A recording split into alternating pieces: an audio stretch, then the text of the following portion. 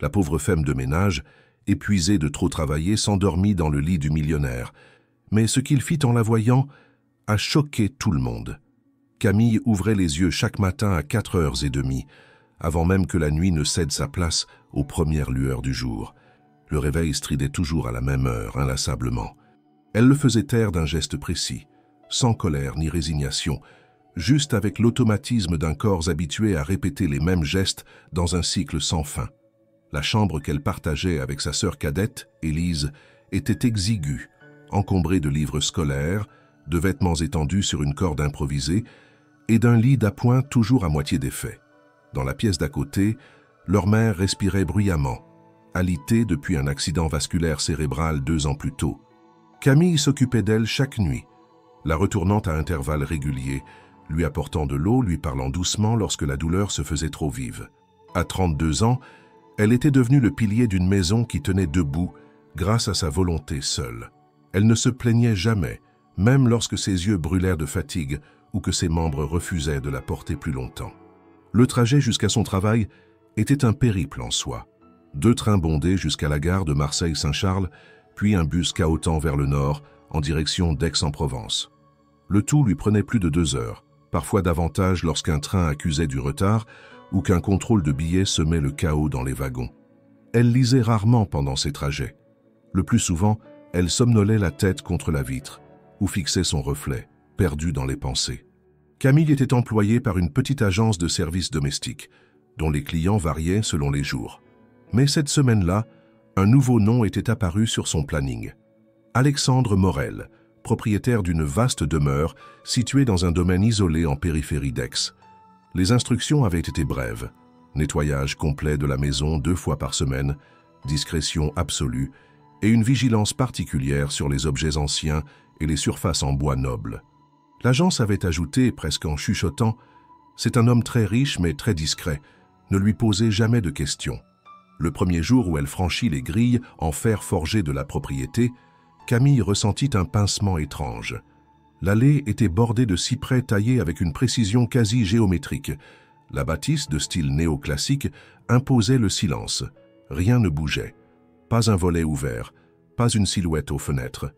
Elle avait frappé à la porte d'entrée sans obtenir de réponse, puis découvert une note soigneusement posée sur une console, à côté d'un trousseau de clés. « Vous savez quoi faire ?» Et elle savait. C'était son métier, après tout.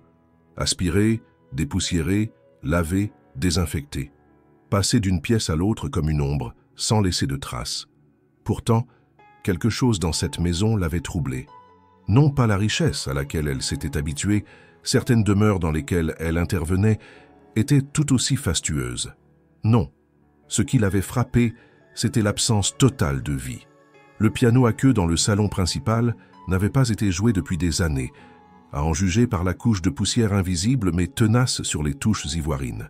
Les draps des chambres d'amis étaient immaculés, raides, manifestement inutilisés.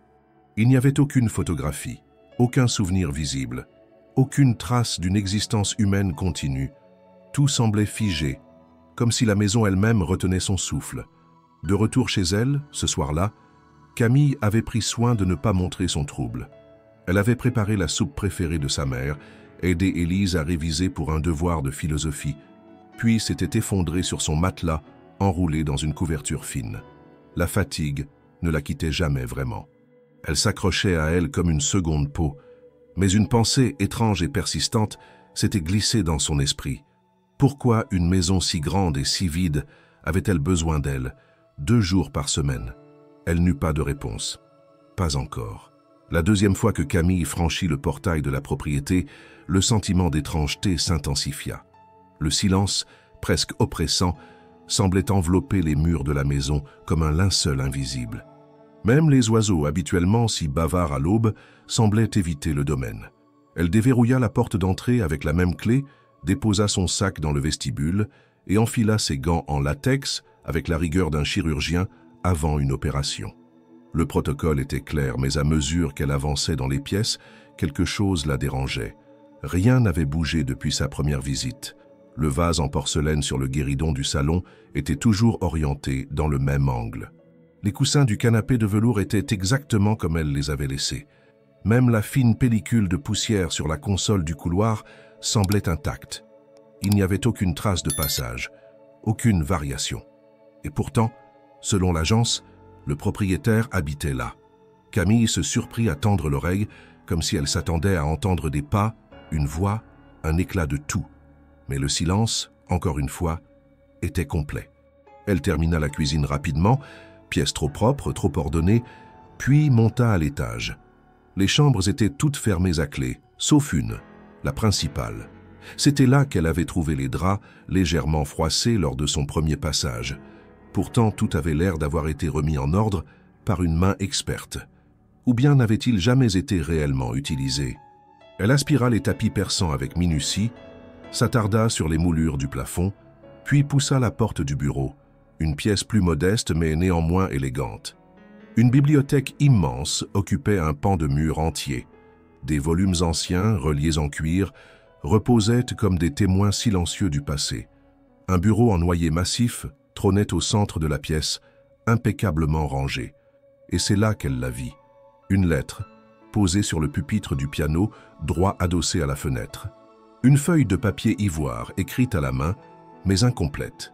L'encre noire s'interrompait au milieu d'une phrase, comme si l'auteur avait été interrompu ou avait brusquement renoncé. Les mots étaient soigneusement tracés, la calligraphie élégante. Je ne sais plus depuis quand le silence est devenu mon seul compagnon. Peut-être que c'est... Et puis, plus rien. Camille resta figée quelques secondes. Elle n'était pas du genre curieuse, encore moins indiscrète, mais ce fragment la troubla. Ce n'était pas une liste, ni un mémo. C'était une confession. Et cela contrastait tellement avec la froideur parfaite de la maison que cela en devenait presque douloureux. Elle reposa la feuille exactement où elle l'avait trouvée, sans la lire davantage. Mais le malaise restait là, sous sa peau. Tout dans cette maison criait l'absence. Une absence pesante, massive, presque architecturale. Et pourtant, cette lettre murmurait une présence, celle d'un homme enfermé dans son propre silence. Ce soir-là, en rentrant chez elle, Camille ne parla pas beaucoup. Sa mère toussait doucement dans la chambre voisine, Élise révisait en écoutant de la musique au casque, et elle resta devant sa tasse de tisane, les doigts serrés autour de la porcelaine chaude, à revivre les mots inachevés de cette lettre. Pourquoi un homme immensément riche, vivant seul dans un domaine splendide, écrirait-il une phrase pareille? Pourquoi personne ne l'avait jamais vu? Et pourquoi avait-elle, en lisant ces quelques mots, ressenti une étrange proximité avec lui? Elle ne le savait pas encore, mais cette lettre avait planté quelque chose en elle. Une graine minuscule, faite d'inquiétude, de curiosité et peut-être d'empathie. Le corps de Camille réclamait depuis longtemps un répit qu'elle n'avait jamais eu le luxe d'accorder.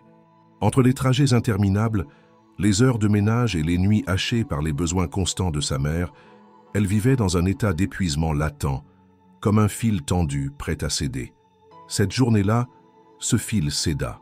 Le matin avait commencé comme tous les autres.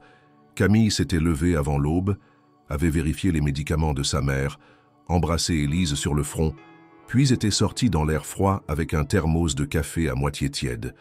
Le train avait eu 17 minutes de retard.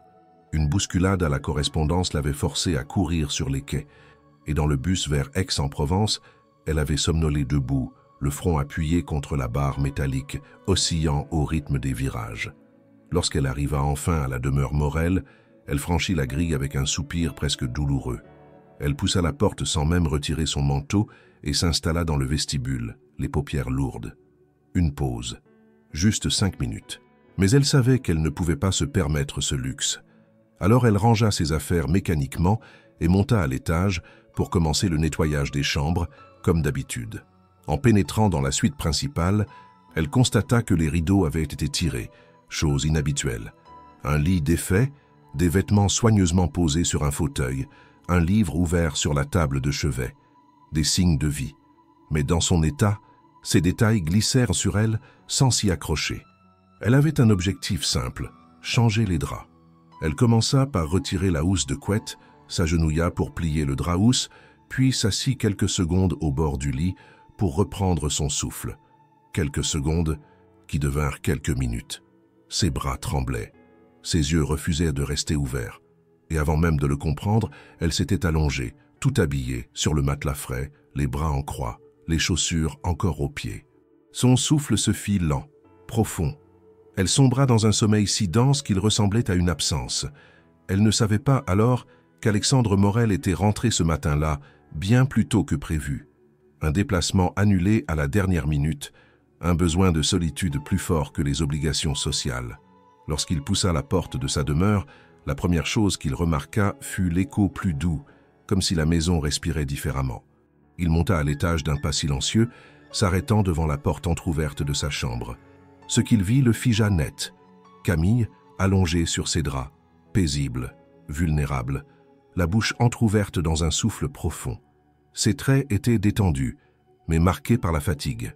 Ses cheveux étaient éparpillés sur l'oreiller, son manteau entr'ouvert révélait une chemise simple, sans fioritures.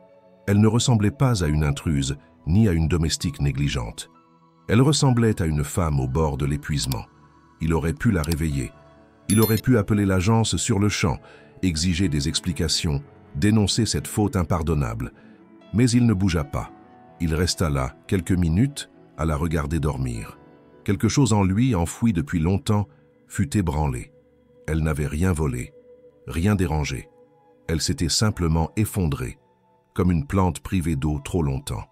Alexandre recula lentement, descendit sans bruit et s'enferma dans le bureau. Il ne comprenait pas encore pourquoi cette scène l'avait tant troublé, mais il savait, instinctivement, que rien ne serait plus tout à fait comme avant. Alexandre referma doucement la porte de son bureau et s'adossa au bois froid, les bras croisés contre sa poitrine. L'image de Camille, étendue sur son lit, le hantait déjà.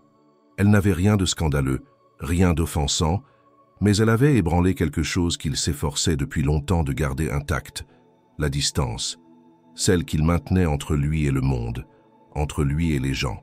Il s'installa à son bureau sans allumer la lampe, la lumière du matin filtrant à travers les persiennes. Il ne parvenait pas à travailler. Les chiffres sur l'écran, les rapports ouverts, les courriels en attente, tout lui semblait vide de sens. Sa vie, depuis des années, avait été parfaitement organisée autour de cette idée de maîtrise.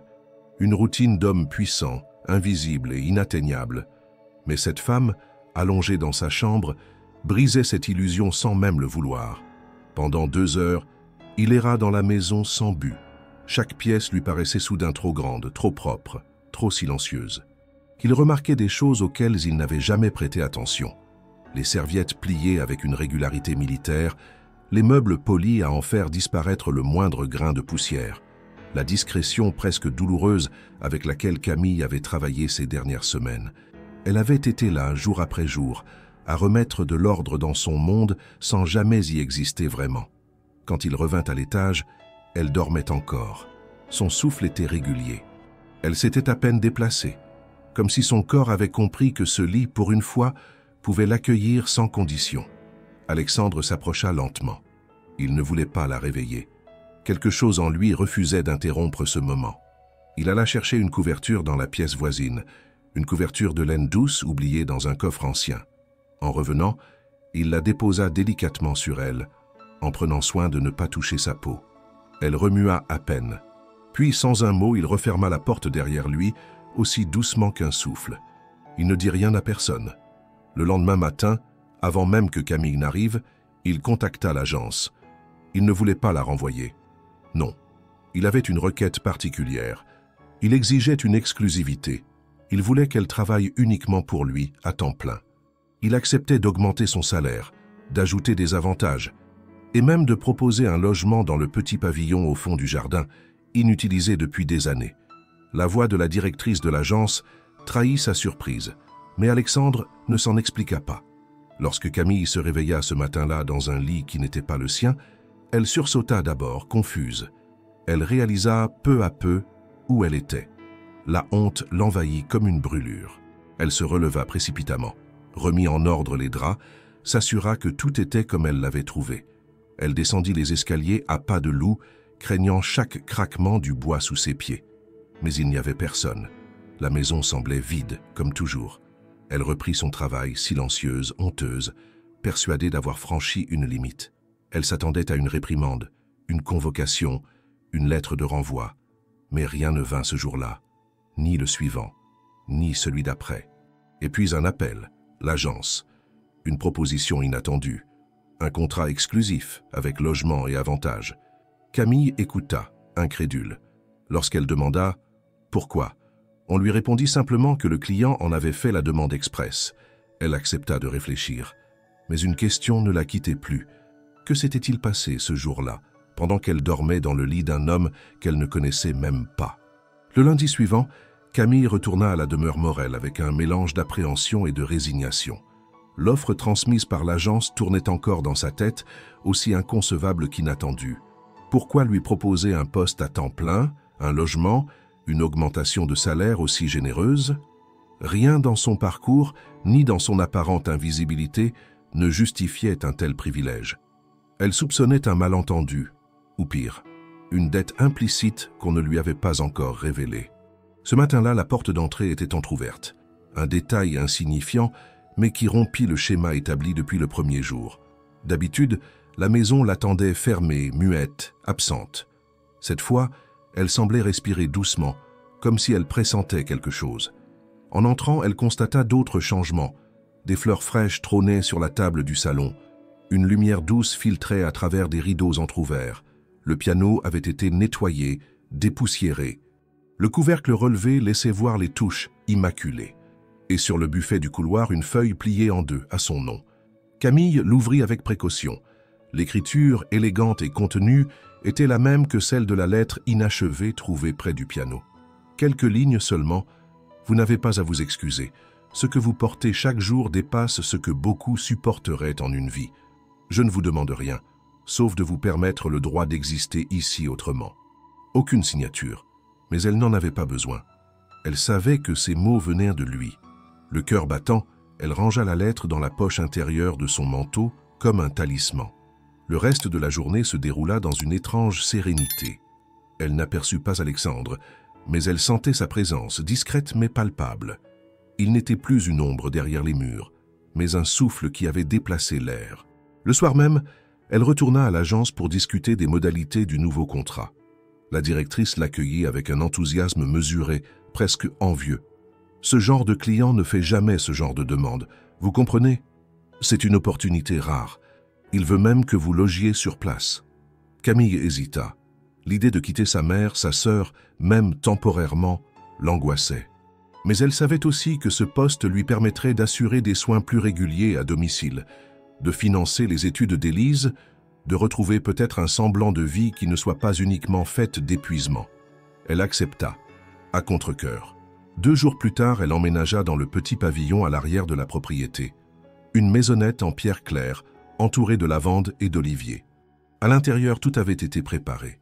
Des draps propres, de la vaisselle neuve, une étagère remplie de romans et de recueils de poésie. Un détail la toucha particulièrement. Une machine à café avec un petit mot inscrit sur une carte en carton blanc. Pour les matins trop tôt. Elle ne vit pas Alexandre cette semaine-là. Il se tenait à distance, respectant un espace qu'il semblait comprendre être fragile. Mais chaque jour, un détail changeait dans le pavillon. Un livre déplacé. Une lampe repositionnée. Une petite boîte de thé sur le rebord de la fenêtre. Ce n'étaient pas des gestes d'un homme qui cherchait à séduire. C'étaient des gestes de quelqu'un qui voulait réparer quelque chose. Camille, elle, oscillait entre méfiance et trouble. Elle ne comprenait pas ce que cet homme reclus et distant cherchait à faire. Elle se souvenait du regard qu'elle avait croisé brièvement ce jour où elle avait cru qu'il n'était pas là. Ce regard n'avait pas jugé.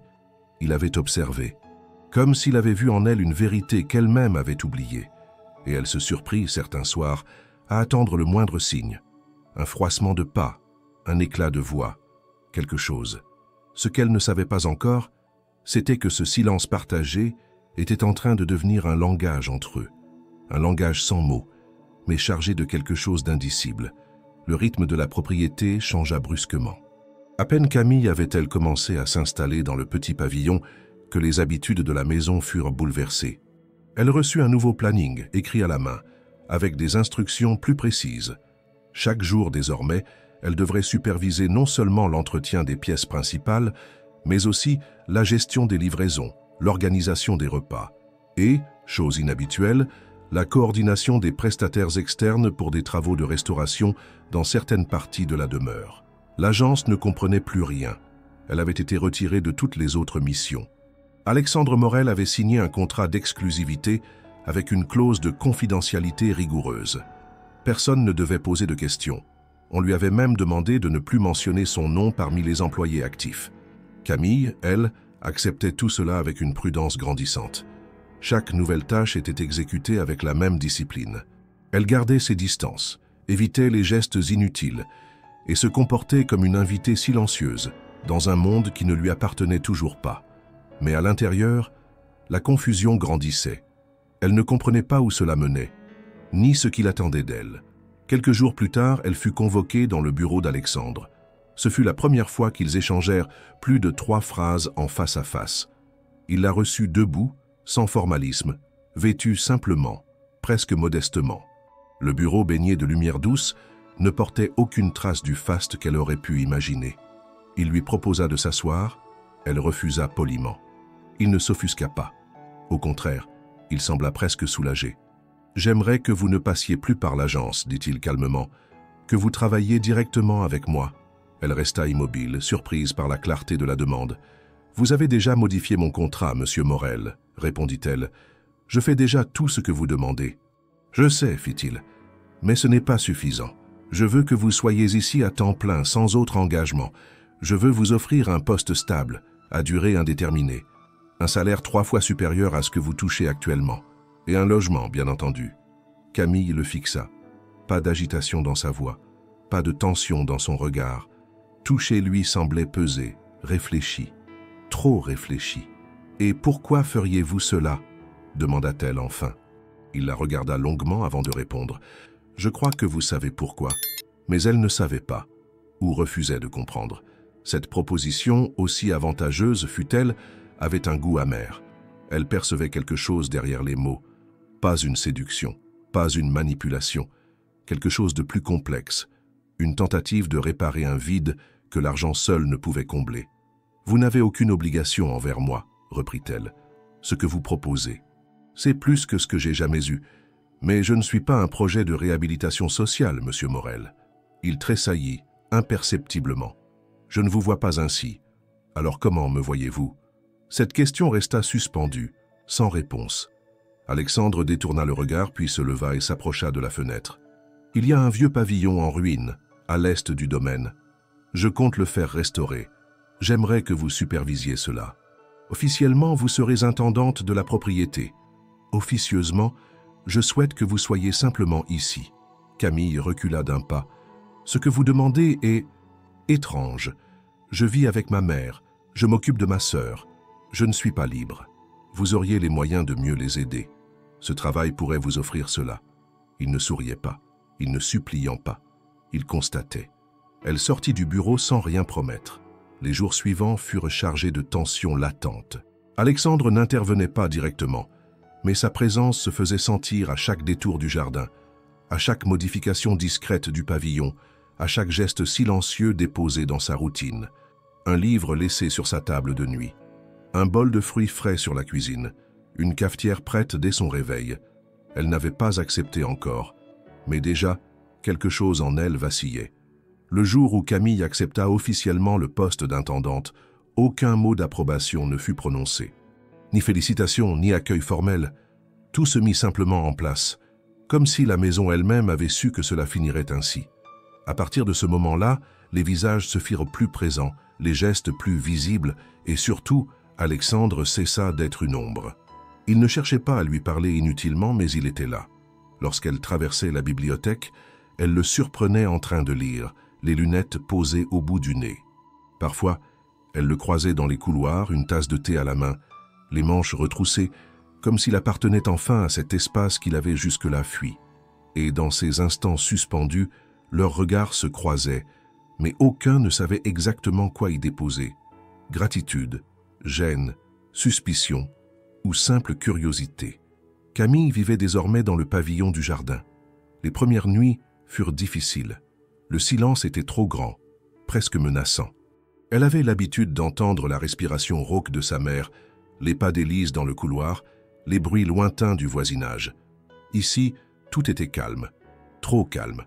Et pourtant, elle n'était jamais tout à fait seule. Chaque matin, elle trouvait sur la petite table de sa cuisine un détail nouveau. Une tasse de céramique ancienne, un roman annoté, une boîte de thé noir, toujours sans explication, sans mots. Elle hésita à croire qu'Alexandre en était l'auteur, mais le style, la précision, la délicatesse des gestes ne laissaient guère de doute. Il n'était pas intrusif, mais présent, et cela la troublait. Les tâches quotidiennes n'avaient plus rien à voir avec le simple nettoyage. Elle devait coordonner des livraisons, organiser les archives, répertorier les œuvres d'art, suivre les restaurations. Mais surtout, elle passait désormais plus de temps avec Alexandre. Leurs échanges étaient brefs, précis, presque professionnels. Pourtant, certains détails les trahissaient. Un jour, il lui tendit un livre, sans mots, simplement ouvert à une page marquée par une rose séchée. C'était un passage sur la solitude, signé d'un poète qu'elle aimait depuis l'adolescence. Elle ne dit rien, mais le soir, elle relut le passage à voix haute dans son pavillon, comme pour s'assurer qu'elle ne rêvait pas. Un autre jour, elle trouva sur son bureau une carte manuscrite. « Vous m'apprenez ce que je croyais avoir oublié. » Aucun nom, aucune signature. Elle hésita à confronter Alexandre, mais se retint. Quelque chose en elle lui disait que ce n'était pas encore le moment. La tension entre eux n'était pas faite de conflits, mais de non-dits. Elle naissait des silences prolongés, des gestes sans justification, des regards qui duraient une fraction de seconde de trop. Camille oscillait entre gratitude et inconfort. Elle n'était pas habituée à ce type d'attention, encore moins de la part d'un homme comme lui, à la fois distant et prévenant, absent mais observateur. Un matin, elle entra dans le salon pour vérifier l'inventaire des tableaux et le trouva assis au piano, les mains posées sur les touches, immobile. Il ne jouait pas. Il semblait juste attendre quelque chose, ou peut-être se souvenir. Elle s'apprêta à ressortir, mais il la retint d'un geste. « Vous jouez » demanda-t-il sans la regarder. « Non » répondit-elle, « je n'ai jamais appris. »« Moi non plus. Pas vraiment. » Il baissa les mains et se leva. Ce fut tout. Mais cette scène resta gravée en elle. Non pas pour ce qui s'était dit, mais pour ce qui avait été contenu.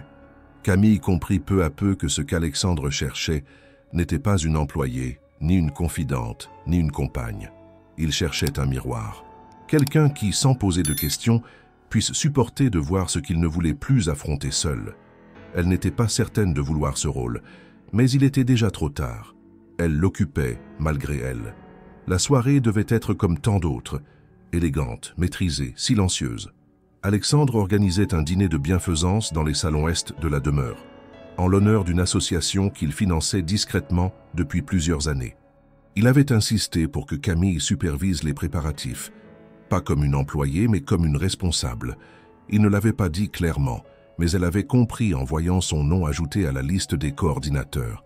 Dès le début de l'après-midi, elle avait dirigé l'équipe de traiteurs, organisé les fleurs, vérifié les noms sur les chevalets d'accueil. Elle portait une robe sobre que l'intendante précédente avait laissée, ajustée à sa taille, sans qu'elle ne sache comment. Ses cheveux étaient attachés simplement. Elle s'était présentée comme on entre en territoire inconnu, chaque geste mesuré, chaque parole retenue. Les invités arrivèrent en file douce. Hommes d'affaires, mécènes, quelques artistes, politiciens locaux. Tous semblaient appartenir à un monde lisse, où les émotions étaient aussi soigneusement contenues que les plis d'un costume. Camille naviguait parmi eux sans chercher à être vue. Elle supervisait, coordonnait, évitait les regards. Mais au moment du dessert, alors qu'elle passait entre les tables pour vérifier les couverts, sa main heurta une carafe à moitié remplie de vin rouge. Le verre bascula, glissa lentement, puis éclata en taches bordeaux sur la chemise d'un des invités les plus influents de la soirée. Un silence brutal tomba. Les conversations cessèrent, tous les regards convergèrent vers elle. Le visage du convive se crispa. Il se leva brusquement, toisant Camille d'un regard où l'irritation se mêlait à la condescendance. « C'est donc ainsi que vous traitez vos invités ici ?» dit-il, la voix glaciale. Camille bredouilla une excuse, attrapa instinctivement une serviette, mais ses mains tremblaient. Elle sentit la chaleur de l'humiliation monter le long de sa nuque. Les autres invités détournèrent les yeux, comme pour ne pas être complices de ce moment, mais aucun ne parlait. Puis, sans prévenir, Alexandre apparut à ses côtés. Il posa une main ferme sur l'épaule de l'invité et dit calmement mais fermement « Cet accident n'a rien d'offensant. Ce qui serait réellement inacceptable, c'est de croire que la dignité d'un homme peut être entachée par une goutte de vin, ou par la maladresse d'une personne qui travaille 1000 fois plus que nous tous réunis. Le silence devint encore plus épais. L'invité voulut répondre, mais Alexandre ne lui laissa pas l'occasion. Il ajouta « Je vous demanderai de ne pas insister et de faire preuve d'un peu plus de grandeur. » Il tourna alors son regard vers Camille et pour la première fois devant tous, il la nomma. Camille est la personne qui fait en sorte que cette maison fonctionne. Sans elle, rien de ce que vous voyez ici ne serait possible. Il ne criait pas, il n'était pas en colère, mais sa voix, posée, résonnait comme une gifle élégante dans ce salon chargé de cristal et d'hypocrisie. Camille ne savait plus où poser son regard. Son cœur battait si fort qu'elle crut qu'il allait exploser. Elle murmura qu'elle allait nettoyer, mais Alexandre la coupa doucement. « Laissez, ce n'est pas votre tâche ce soir. » Il fit signe à un serveur d'intervenir, puis, sans attendre, il guida Camille hors du salon par une porte latérale. Ils marchèrent quelques mètres, en silence, jusqu'à la véranda. Là, il s'arrêta, alluma une lampe discrète et lui tendit un verre d'eau. « Je suis désolé, dit-il. » Elle secoua la tête, les yeux embués. « Vous n'avez rien fait de mal. »« Non, répondit-il. Mais j'aurais dû anticiper que vous ne deviez pas être exposé à cela. Vous n'êtes pas ici pour être jugé. » Camille baissa les yeux. Pour la première fois, elle sentit qu'elle pourrait pleurer. Non pas de tristesse, mais de fatigue, de soulagement, d'un mélange étrange d'émotions qu'elle ne parvenait pas à nommer. Elle leva les yeux vers lui. Alexandre la regardait sans distance, sans cette réserve qu'il portait comme une armure. « Pourquoi faites-vous tout cela ?» demanda-t-elle, la voix rauque. Mais il ne répondit pas. Et ce silence, cette fois, disait tout. Le lendemain du dîner, Camille se réveilla plus tard que d'habitude. Le soleil avait déjà grimpé haut dans le ciel et la lumière entrait à flots par les rideaux entr'ouverts du pavillon. Ses jambes étaient encore lourdes, son esprit embrumé par les événements de la veille. Elle revit les visages, les regards, la voix ferme d'Alexandre défendant son nom devant des inconnus puissants, et puis ce silence final, ce refus de répondre à sa question. Elle descendit à la cuisine, pensant à 1000 choses à la fois, et c'est là qu'elle trouva une enveloppe sur la table, posée à côté de la cafetière. Son nom y était inscrit à la main, sans fioriture. Le papier était légèrement jauni, comme s'il avait attendu d'être ouvert depuis longtemps. Elle hésita quelques secondes, puis l'ouvrit.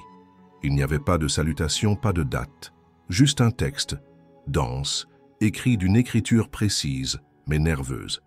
La première fois que je vous ai vu, ce n'était pas dans cette maison, c'était dans votre sommeil, dans votre abandon. J'étais rentré plus tôt ce jour-là et je vous ai trouvé allongé sur mon lit, épuisé, inconsciente de votre propre corps.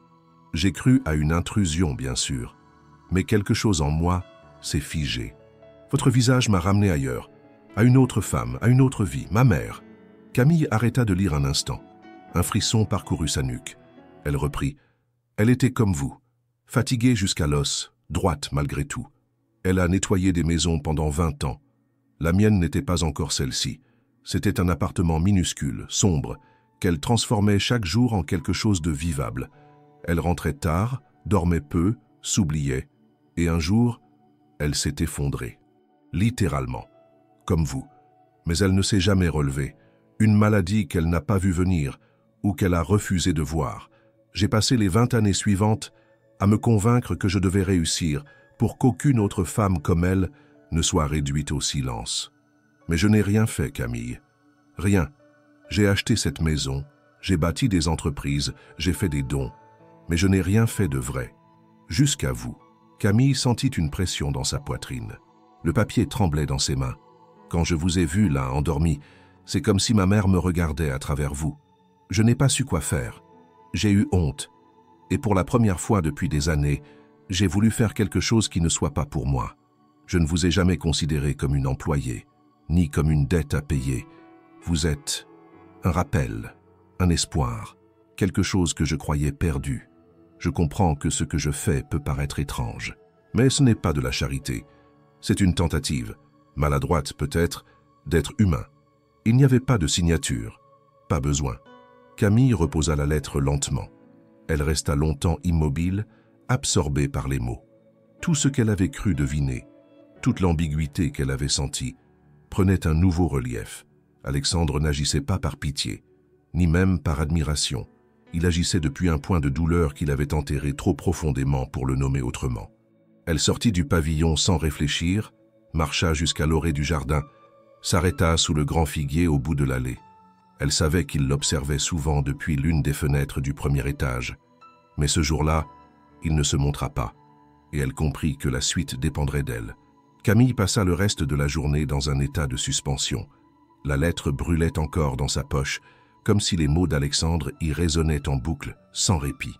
Elle tenta de s'occuper, d'organiser les factures de restauration, de vérifier les arrivées de matériaux pour le pavillon en ruine, mais son esprit ne s'ancrerait nulle part. Tout revenait à cette image.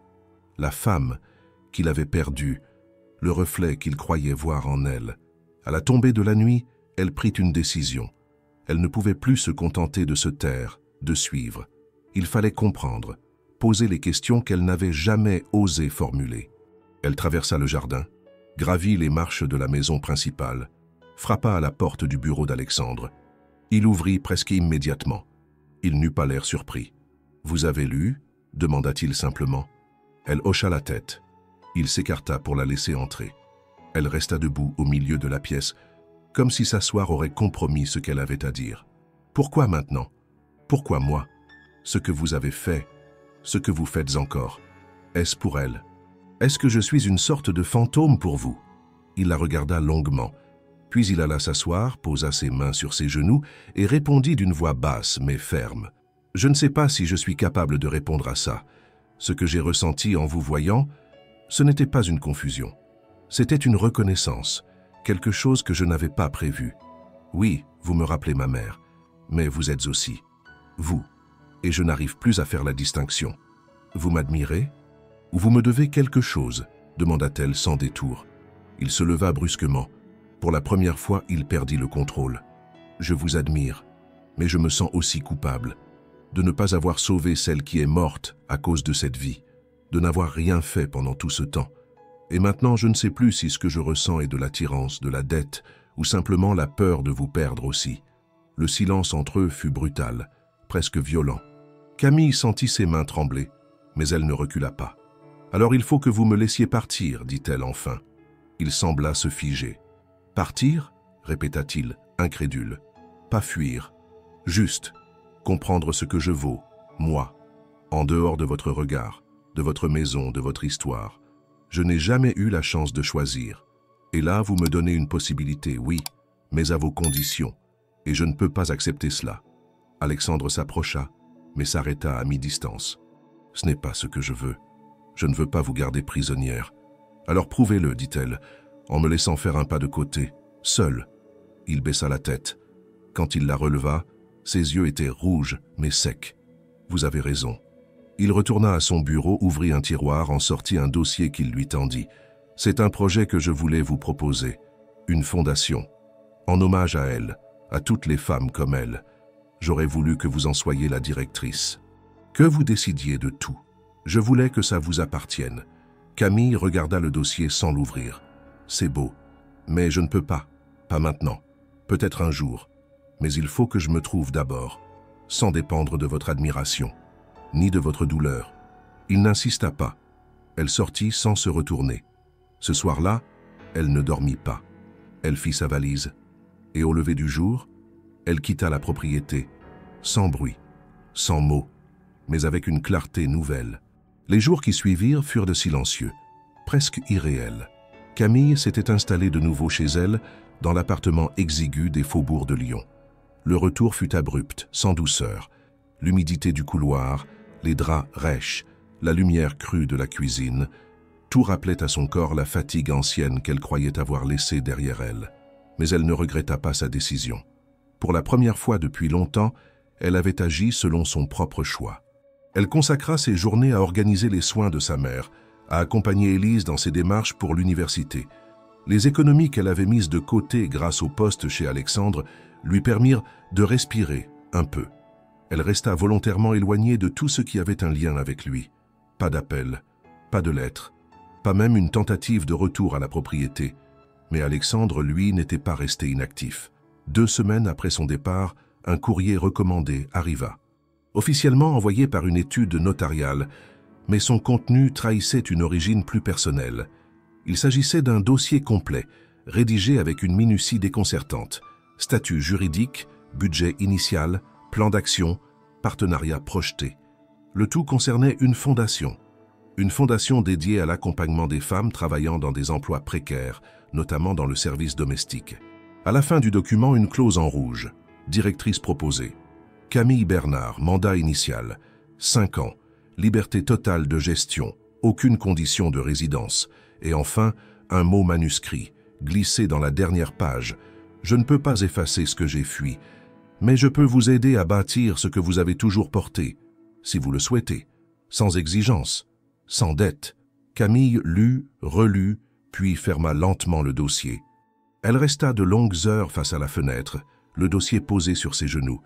Son cœur se serrait d'une reconnaissance trouble, mais sa décision était déjà prise. Elle écrivit une lettre, 3 pages, franche, calme, mais définitive. Elle le remercia. Pour la confiance, pour l'écoute, pour les gestes silencieux. Elle lui dit qu'elle avait été bouleversée par cette possibilité, que jamais personne ne lui avait tendu une main ainsi, sans condition apparente. Mais elle refusa. Elle refusa parce qu'elle n'était pas prête à incarner une cause, à porter la mémoire d'une autre, même avec la liberté promise. Elle avait besoin de bâtir quelque chose qui lui appartiendrait entièrement, quelque chose né d'elle seule, de sa volonté, de ses erreurs aussi. Elle n'était pas contre la fondation, mais elle ne voulait pas être le fruit d'un projet de rédemption. Et elle conclut simplement « Je ne vous dois rien. Vous ne me devez rien.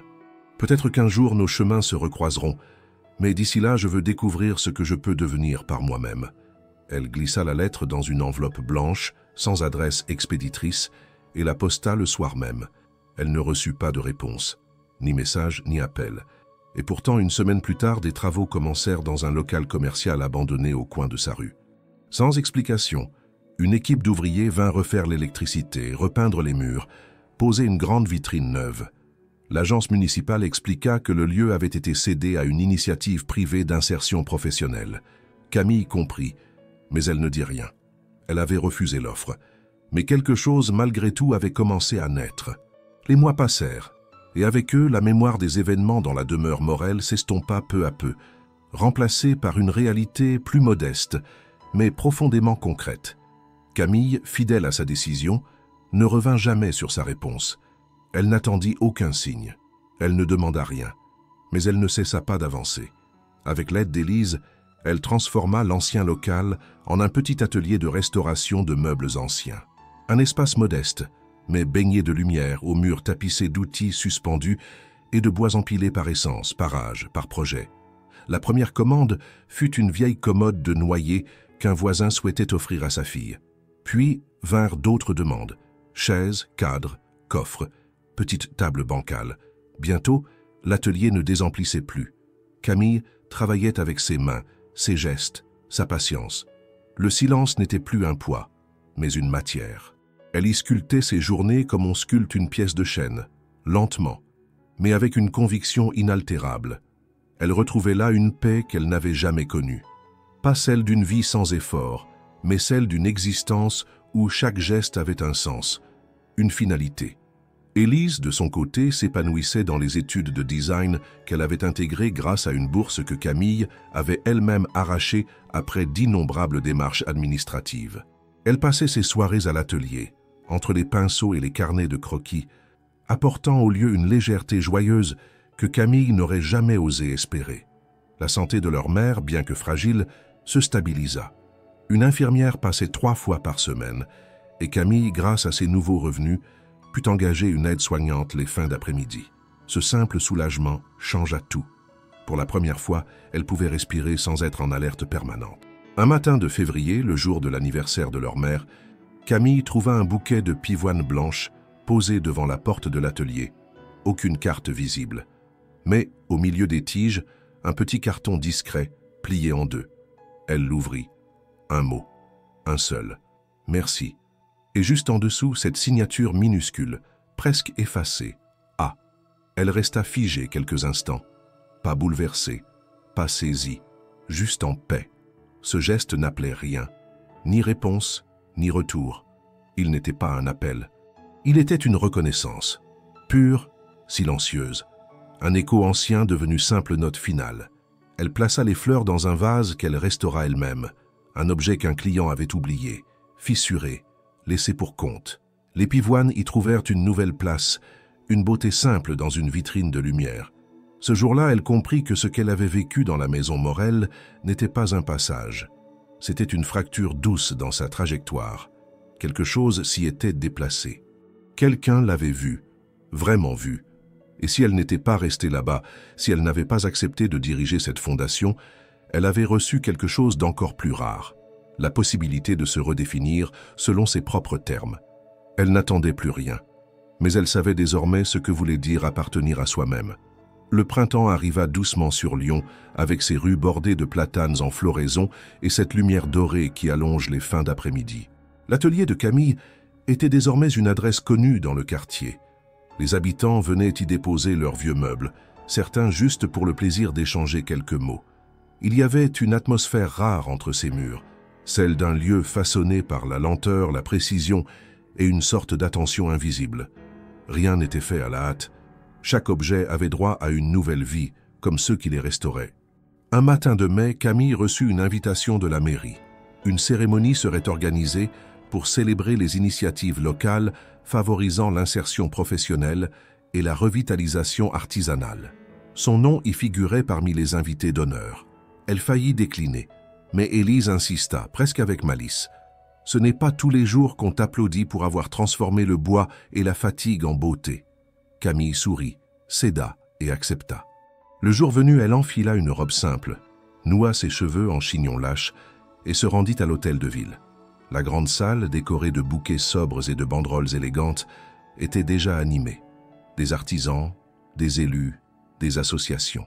Une effervescence calme, bienveillante. Elle échangea des poignées de main, reçut des compliments, mais son regard s'attardait sur les visages, sans vraiment les voir, jusqu'à ce qu'elle le voie. Alexandre, debout, de l'autre côté de la salle, seul, silencieux. Il n'était pas là en tant que mécène ni comme orateur. Il n'était sur aucun programme. Il n'avait pas été annoncé. Il était simplement là, les mains croisées derrière le dos, vêtu de cette sobriété élégante qui lui était propre. Lorsqu'elle le vit, un battement se suspendit en elle. Pas par surprise, mais par une étrange évidence. Leurs regards se croisèrent, longuement, sans embarras. Il s'approcha, lentement, comme on entre dans une pièce qu'on connaît déjà. Arrivé à sa hauteur, il s'arrêta, lui laissant toujours un espace, comme il l'avait toujours fait. Il ne tendit pas la main, il ne chercha pas de contact. Il dit simplement « Maintenant je comprends ce que signifie admirer quelqu'un ». Camille le fixa un instant. Il n'y avait dans ses yeux ni attente, ni regret, ni nostalgie, juste une reconnaissance pleine et entière. Elle hocha doucement la tête et répondit « Et moi, je comprends qu'il est possible de se reconstruire sans s'effacer ». Il esquissa un sourire, léger, vrai. Ils restèrent là quelques minutes, côte à côte, regardant les discours reprendre, les applaudissements retentir, les visages s'illuminer. Puis, ils sortirent ensemble dans le jardin de l'hôtel de ville. Ils marchèrent lentement, sans parler davantage. Pas comme deux inconnus, ni comme des amants déçus, mais comme deux témoins d'un chapitre qu'ils avaient écrit à deux voix. À la fin de l'allée, ils s'arrêtèrent. « Prenez soin de vous, dit-il. »« Vous aussi, répondit-elle. » Et ils se séparèrent, pas avec tristesse, pas avec mélancolie, mais avec la certitude tranquille que certains liens, même discrets, même interrompus, ne se brisent jamais tout à fait.